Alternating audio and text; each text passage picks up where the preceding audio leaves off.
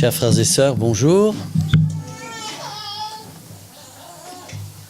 J'espère que vous allez bien. Oui ? Vous allez bien. Eh bien, aujourd'hui, nous avons le souvenir aussi de la mort de notre Sauveur, qui a payé pour tout cela. Nous avons cette table qui est garnie devant nous et nous allons célébrer la Sainte Seine. Et je vous invite à prendre un texte qui se trouve dans la première épître aux Corinthiens et nous lirons les au chapitre 11, les versets 23 jusqu'au verset 32. 1 Corinthiens 11, versets 23 à 32. Je vous invite à lire avec moi ce passage qui est très fort, où Paul nous parle effectivement de ce qu'il a reçu du Seigneur. Je vais le lire avec vous, donc 1 Corinthiens 11, versets 23 à 32. Vous l'avez ? Oui. Car j'ai reçu du Seigneur ce que je vous ai enseigné, c'est que le Seigneur Jésus, dans la nuit où il fut livré, prit du pain et après avoir rendu grâce, le rompit et dit : « Ceci est mon corps qui est rompu pour vous. Faites ceci en mémoire de moi. » De même, après avoir soupé, il prit la coupe et dit : « Cette coupe est la nouvelle alliance en mon sang. Faites ceci en mémoire de moi toutes les fois que vous en boirez. Car toutes les fois que vous mangez ce pain et que vous buvez cette coupe, vous annoncez la mort du Seigneur jusqu'à ce qu'il vienne. C'est pourquoi celui qui mangera le pain ou boira la coupe du Seigneur indignement sera coupable envers le corps et le sang du Seigneur. Que chacun donc s'éprouve soi-même et qu'ainsi il mange du pain et boive de la coupe. Car celui qui mange et boit sans discerner le corps du Seigneur mange et boit un jugement contre lui-même. C'est pour cela qu'il y a parmi vous beaucoup d'infirmes et de malades, et qu'un grand nombre sont morts. Si nous nous jugions nous-mêmes, nous ne serions pas jugés. Mais quand nous sommes jugés, nous sommes châtiés par le Seigneur, afin que nous ne soyons pas condamnés avec le monde. Alors ça, c'est un texte qui fait frémir, n'est-ce pas ? Après ce texte, qui veut prendre la Sainte Seine ?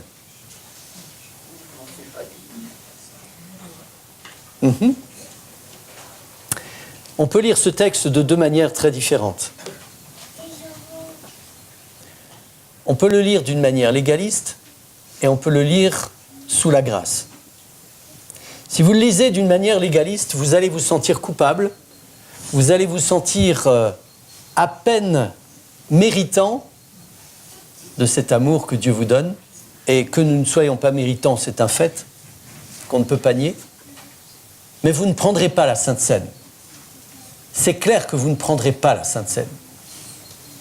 Parce que lorsque on sort le texte du contexte, et qui dit au verset 29, par exemple, « Celui qui mange et boit sans discerner le corps du Seigneur, mange et boit un jugement contre lui-même »,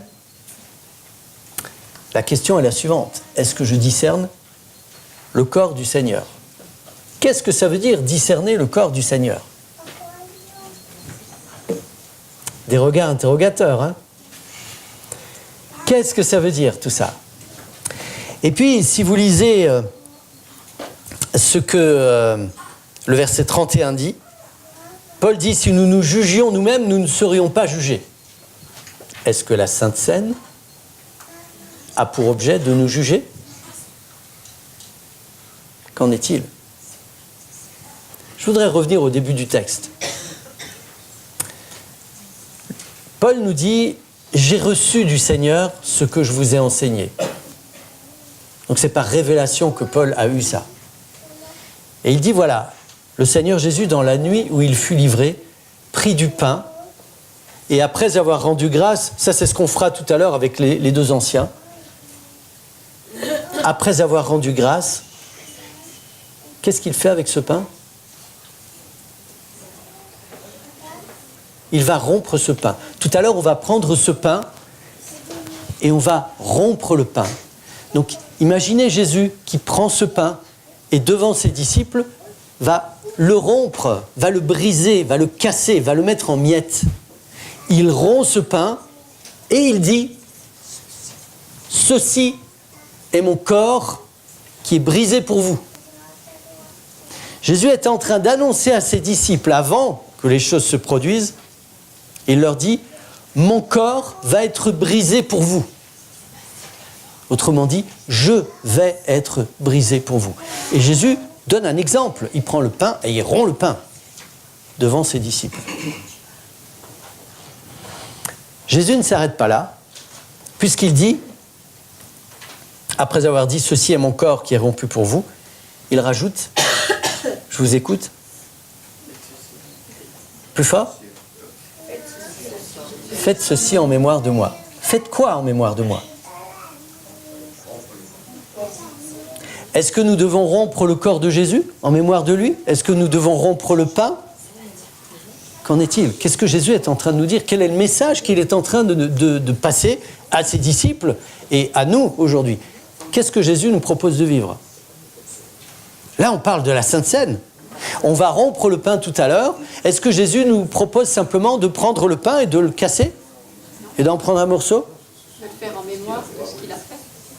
Faites ceci en mémoire de moi. Donc on va casser le pain, on va briser le pain. En mémoire de quoi ?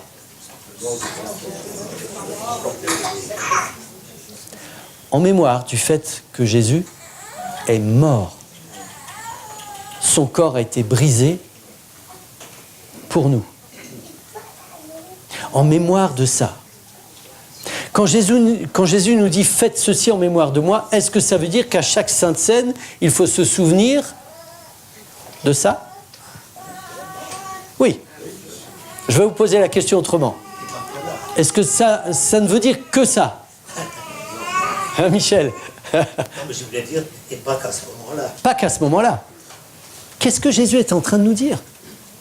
Comment puis-je rompre le pain en dehors de la Sainte Seine ? Il n'y a pas de pain. Vous êtes d'accord avec moi ? Comment puis-je rompre le pain dans ma vie de tous les jours ?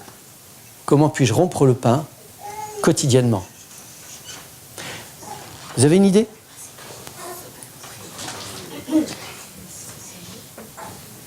Vas-y Patrice, plus haut. Tu montres la parole de Dieu ? Oui ?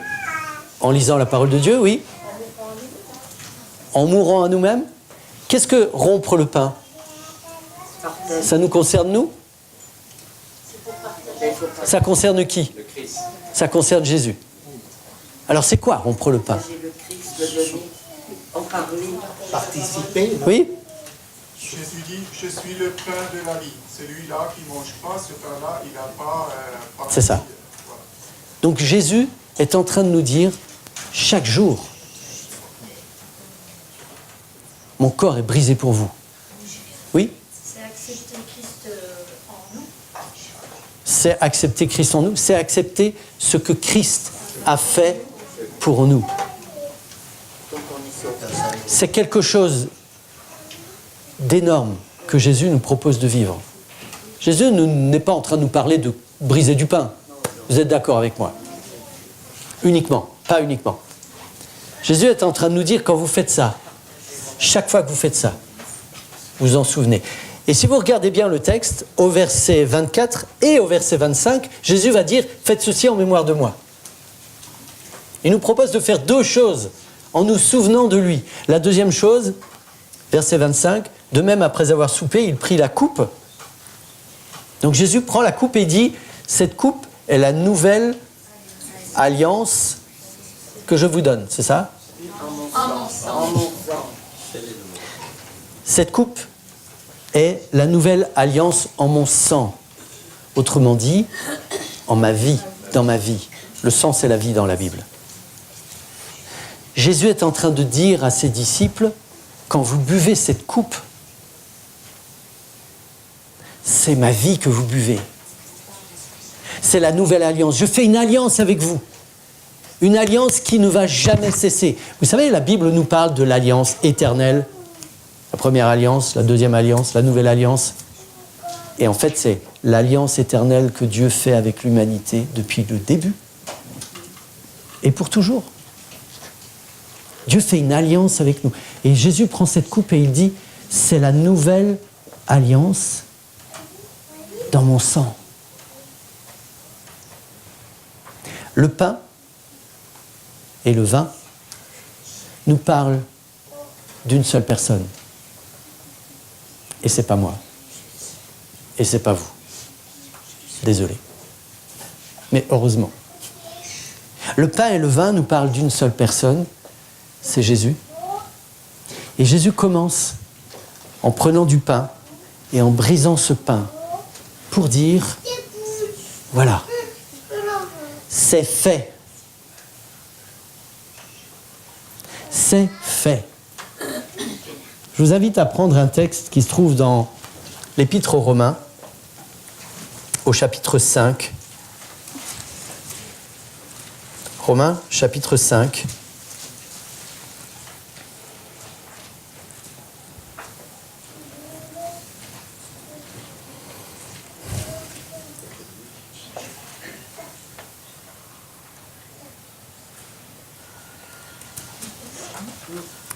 Et au verset 1. Étant donc justifiés par la foi, nous avons la paix avec Dieu par notre Seigneur Jésus-Christ.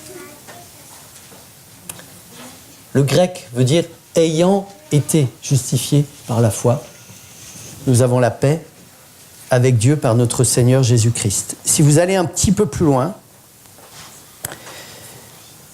au verset 9 et au verset 10, Paul va dire « à plus forte raison ». Bien plus, maintenant que nous sommes justifiés par son sang, serons-nous sauvés par lui de la colère. Car si, verset 10, lorsque nous étions ennemis, nous avons été réconciliés avec Dieu par la mort de son Fils, là on parle du corps qui a été brisé, vous êtes d'accord avec moi? À plus forte raison, étant réconciliés, serons-nous sauvés par sa vie, et là on parle du sang. Qu'est-ce que le corps brisé de Jésus produit en regardant le verset 10? Regardez le texte. La réconciliation. Merci. La réconciliation avec Dieu. Ça, c'est une chose que Jésus nous a acquise à la croix. Nous sommes réconciliés avec Dieu. Qui étions-nous? Regardez les versets précédents. Les personnes qui bénéficient de cette réconciliation sont décrites dans les versets précédents. Vous pouvez me dire qui sont ces gens? Alors, ennemis. Alors que nous étions ennemis de Dieu, nous étions impies, c'est-à-dire des gens sans Dieu. Quoi encore? Alors que nous étions, oui, j'ai entendu, sans force. Pour qui Jésus va donner sa vie? Pour qui le corps de Jésus a été brisé? Quand Jésus prend ce pain, il rend grâce, il le rompt et il dit « Ceci est mon corps qui est rompu pour vous, c'est fait, c'est passé. » Pour qui Jésus fait ça? Pour des pécheurs? Pour des gens sans force? Pour des ennemis? Pour des impies?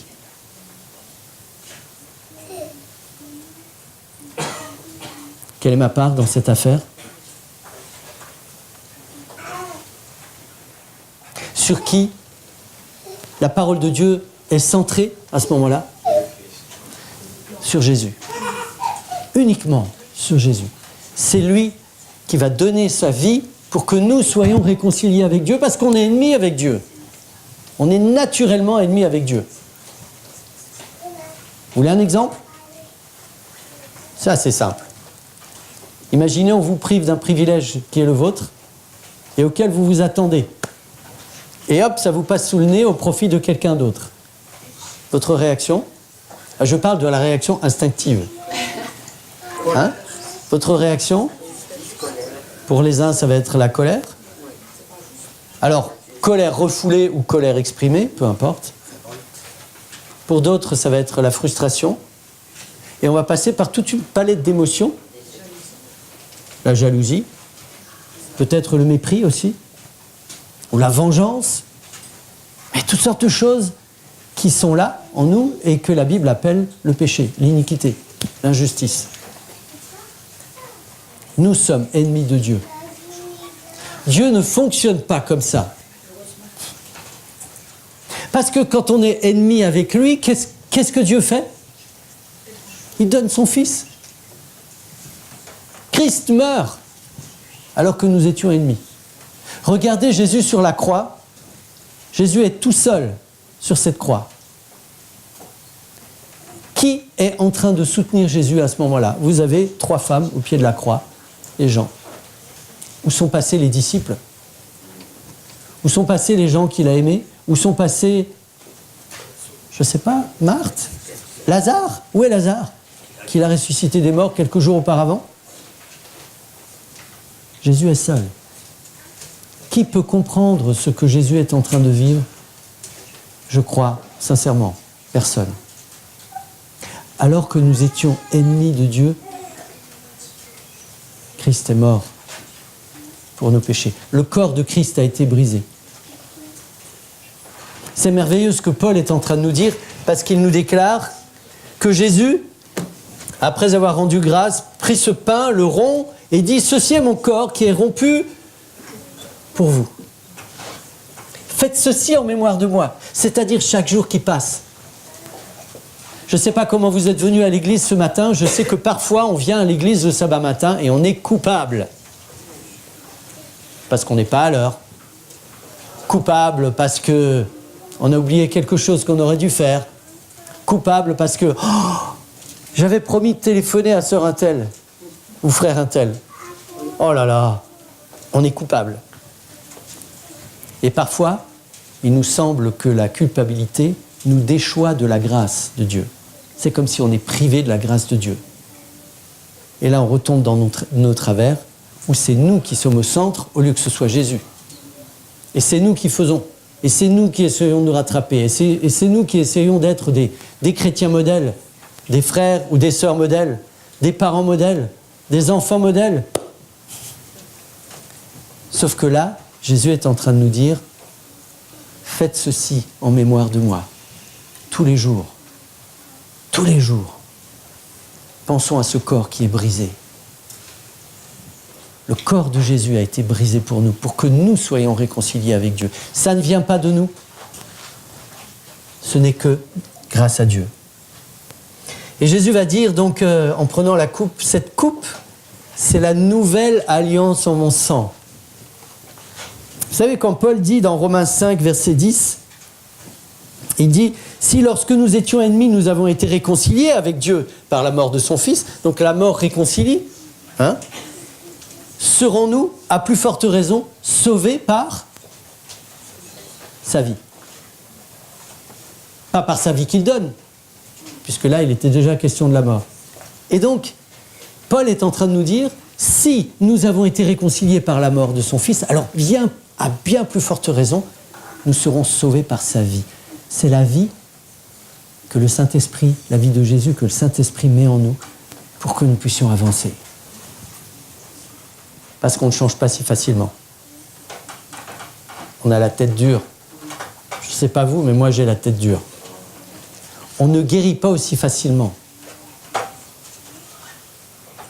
Je vous raconte l'histoire de cette petite fille vietnamienne qui a grandi dans une famille, et c'est une histoire vraie, une famille nombreuse. Les parents n'arrivaient pas à nourrir tous les enfants, donc ils ont décidé de vendre 2 de leurs enfants. Ils ont bien sûr choisi les filles, parce que les filles sont malheureusement considérées comme moins productives que les garçons, et on a vendu cette petite fille. Cette petite fille a servi d'esclave sexuelle pendant des années, à partir de l'âge de 8 ans. À l'âge de 15 ans, on est venu lui offrir une porte de sortie. Elle allait en Grèce pour pouvoir vivre. On lui a promis qu'elle serait libre là-bas. Elle arrive en Grèce et elle tombe dans une organisation de trafic d'êtres humains et elle va être une prostituée pendant plusieurs années. Cette jeune femme, à l'âge de 18 ans, va se retrouver blessée, comme vous et moi ne pouvons même pas l'imaginer. Cassée, brisée. Et elle va entrer en contact avec des chrétiens qui ont mis sur pied une association qui s'appelle A21. Et cette association a pour objectif d'aider les personnes qui sont prises dans les filets d'organisations qui rendent les êtres humains esclaves. Et cette jeune femme a pu sortir. Mais elle a mis des années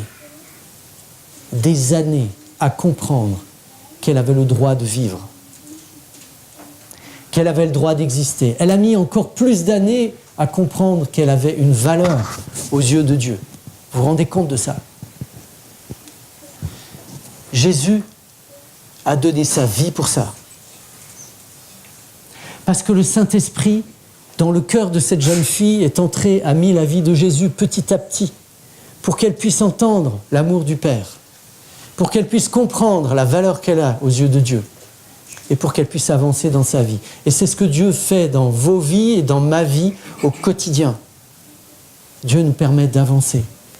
Et c'est cette relation, c'est cette nouvelle alliance qu'il conclut, que Jésus conclut dans son sang, en donnant sa vie. Il donne sa vie quand il est sur la croix, parce que cette vie nous est littéralement offerte. Et Dieu veut mettre la vie de Jésus en nous. Les pensées, vous savez, Paul qui dit aux Philippiens, « Ayez en vous les sentiments qui étaient en Jésus-Christ ».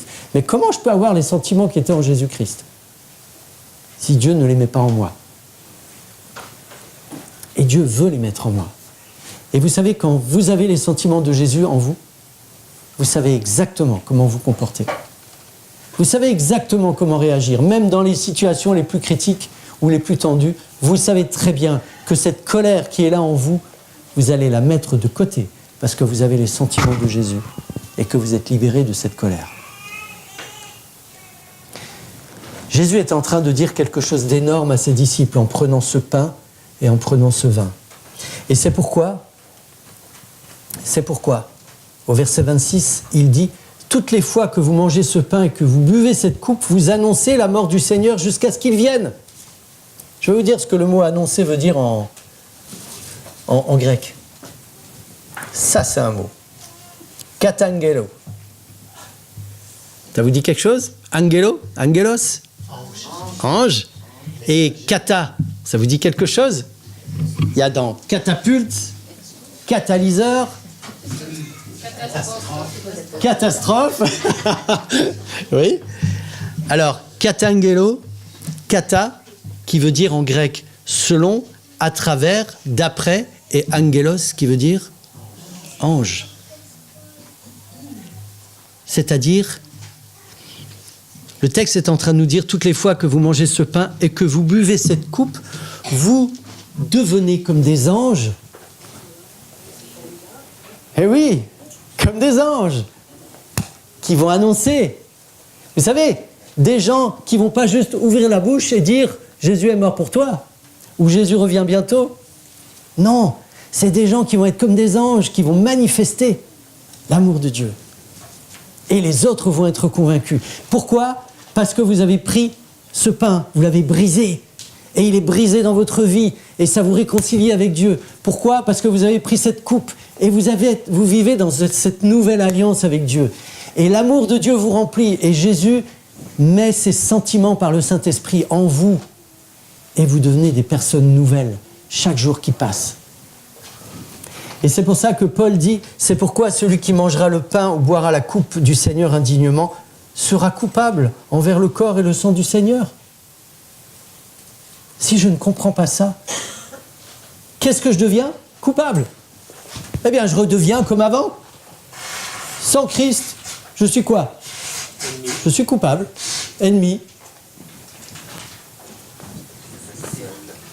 impie.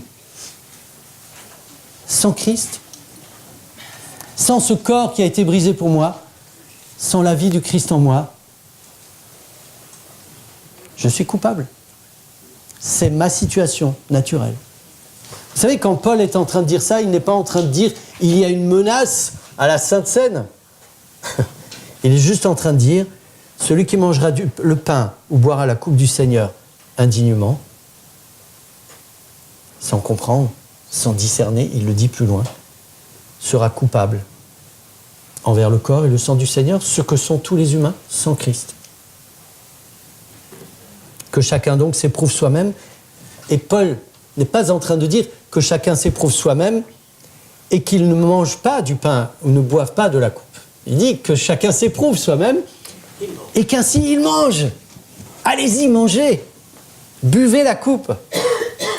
Car celui qui mange et boit sans discerner le corps du Seigneur mange et boit un jugement contre lui-même. Quand je ne reçois pas la grâce de Dieu, quand je ne suis pas réconcilié avec Dieu, je ne suis pas réconcilié avec Dieu, je suis toujours ennemi avec Dieu. Et je porte un jugement contre moi-même. C'est logique. C'est limpide. Et Paul est simplement en train de nous dire, mais vivez ça.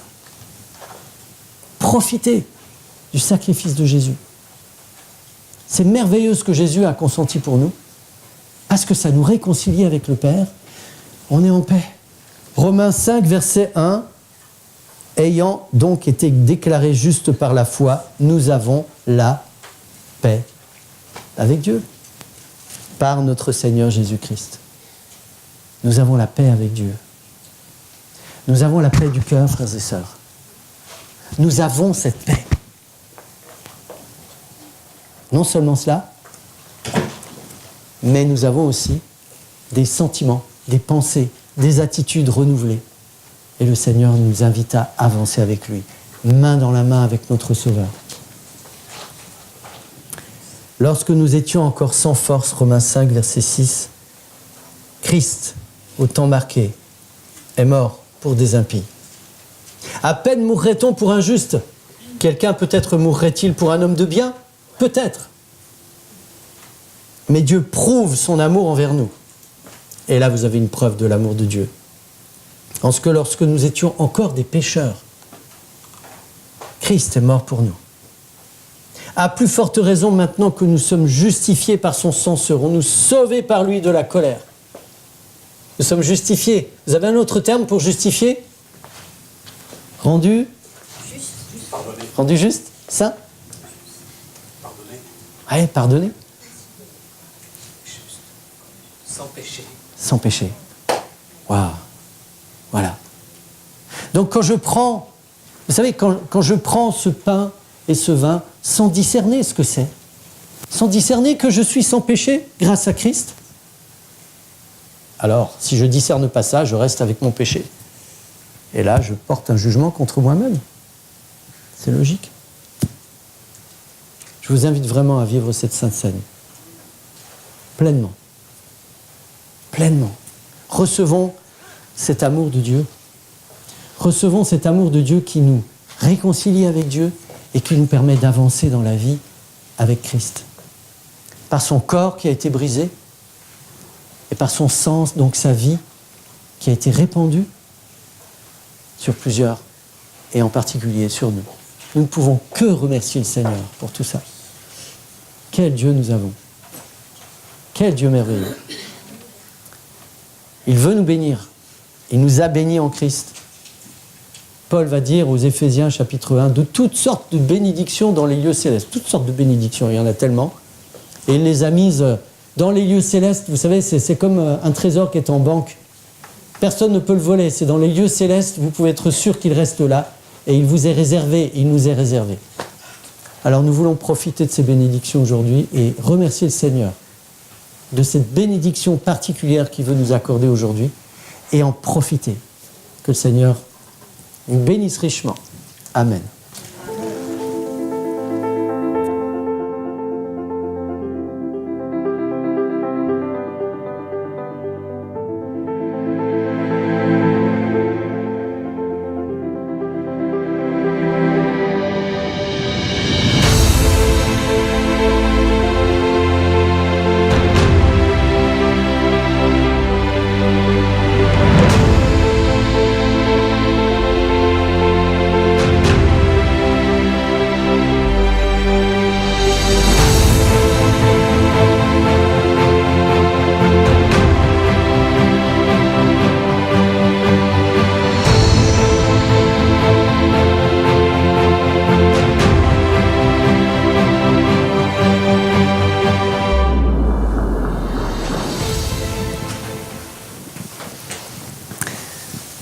Nous allons maintenant vivre ce moment privilégié et faire ceci en mémoire de ce que Jésus nous a fait, en mémoire de son sacrifice et de sa vie qu'il veut mettre en nous. Je voudrais vous lire un texte issu de l'évangile de Jean au chapitre 6 qui nous parle de ce pain que Jésus a rompu. Jésus dit « Nos pères ont mangé la manne dans le désert. Selon ce qui est écrit, il leur donna le pain du ciel à manger. » Jésus leur dit « En vérité, je vous le dis, Moïse ne vous a pas donné le pain du ciel, mais mon Père vous donne le vrai pain du ciel. Car le pain de Dieu, c'est celui qui descend du ciel et qui donne la vie au monde. Je suis le pain de vie. Celui qui vient à moi n'aura jamais faim. Celui qui croit en moi n'aura jamais soif. » Nous allons maintenant prier sur le pain qui représente le corps de Jésus. Père céleste, nous voici devant toi pour te remercier pour ce moment que nous allons partager avec chacun de nos frères et sœurs. Ce partage, tu nous as donné cet ordre, Seigneur, de refaire ce geste jusqu'à ce que tu reviennes. Et c'est pour cela que nous allons exécuter cet ordre que tu nous as donné. Au nom de Jésus, Amen. Amen.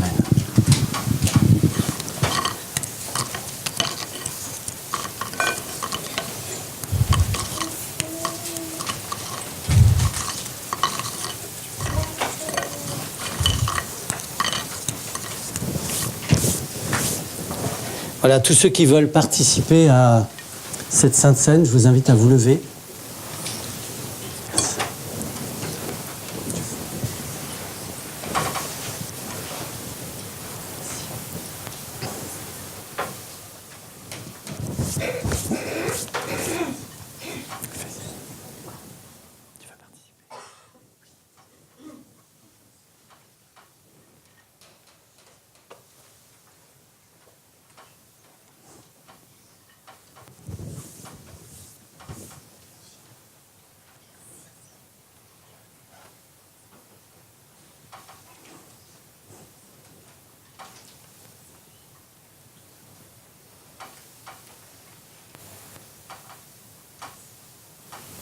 C'est un service de joie que nous vivons, non pas un service funèbre, puisque ce service de joie nous rappelle le sacrifice merveilleux que Jésus a consenti pour nous. Jésus nous a dit, mangeons-en tous, faites ceci en mémoire de moi. Ceci est le corps, le symbole du corps du Christ qui a été brisé pour chacun d'entre nous. Mangeons-en tous.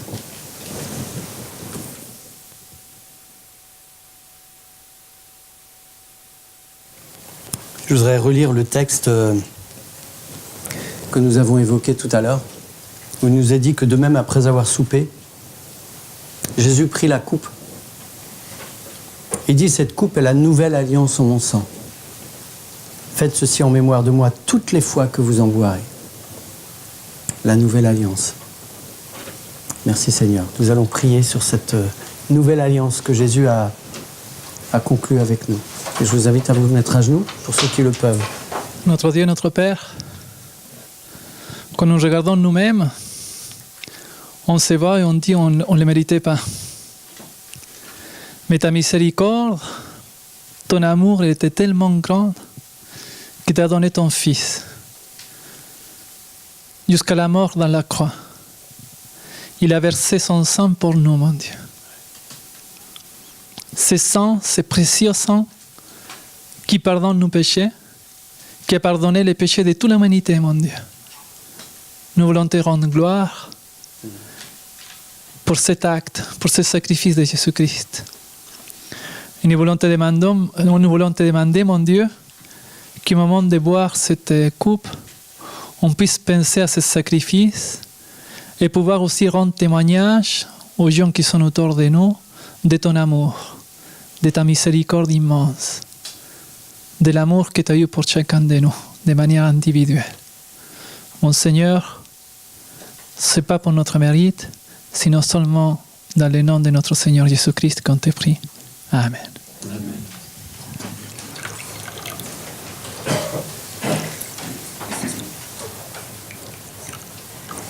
Et de la même façon qu'il y aura trop de verre par rapport au nombre de personnes que nous sommes, de la même façon, le sacrifice de Jésus est abondant pour chacun d'entre nous et pour, comme l'a dit César dans sa prière, pour l'humanité entière. Nous voulons participer et accepter cette alliance. Donc tous ceux qui veulent participer et prendre de ce vin, je vous invite à rester debout.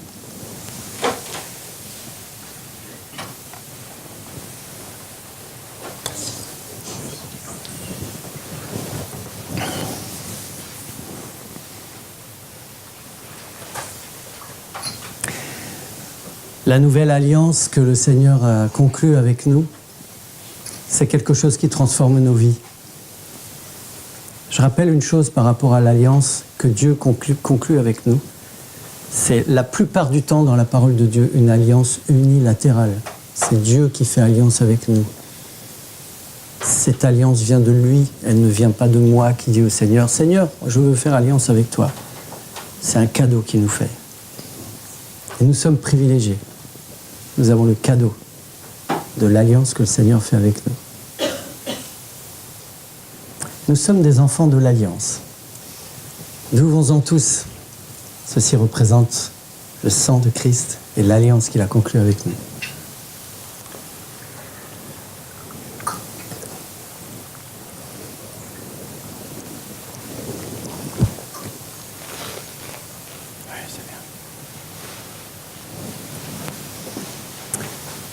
Je vous invite à vous asseoir.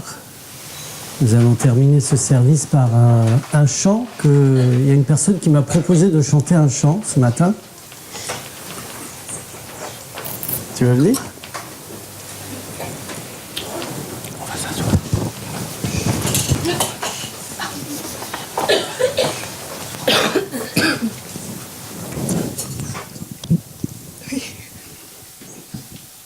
Bonjour à tous et bon sabbat.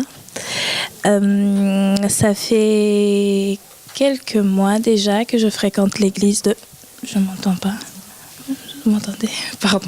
Que je fréquente l'église d'Épinal.